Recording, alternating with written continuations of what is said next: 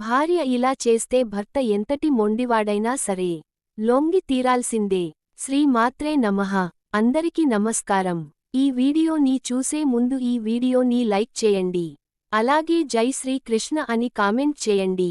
భర్త తన మాట వినాలంటే ఏం చేయాలో ద్రౌపది చాలా చక్కగా సత్యభామకు వివరించినట్లు పురాణాలు చెబుతున్నాయి.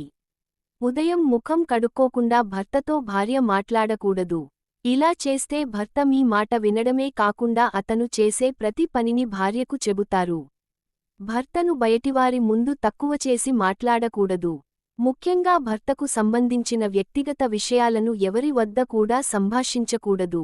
ఇతరుల ముందు భార్య పగలబడి నవ్వకూడదు. ఇది ఏ భర్తకు నచ్చని విషయానికి. భర్త భార్య మాట వినాలంటే తనను ప్రేమగా చూసుకోవాలి. అతని మనసులోని కోరికలను ముందుగానే గ్రహించాలి. కొందరు స్త్రీలు తమ భర్త తమకు లొంగాలని కోరుకుంటారు. దానికోసం కొందరు భార్యలు కొన్ని సందర్భాలలో భర్తపై ఆగ్రహంతో, గర్వంతో ఏ మాట పడితే ఆ మాట అనేస్తూ ఉంటారు. ఇలా చేస్తే భర్తకు భార్య మీద ప్రేమ కలగదు. భర్త ప్రేమను సంపూర్ణంగా పొందాలంటే భర్తకు కమ్మని వంట చేసి పెట్టడం ద్వారా ప్రసన్నం చేసుకోవాలి. భర్త భోజనం చేసేటప్పుడు భార్య చక్కగా అలంకరించుకొని ఆయనకు వడ్డించాలి. భార్య భర్తల దాంపత్య విషయాలు ఎవరితోనో ముచ్చటించకూడదు.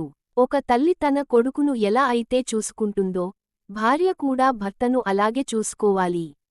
సేవలు చేయాలి.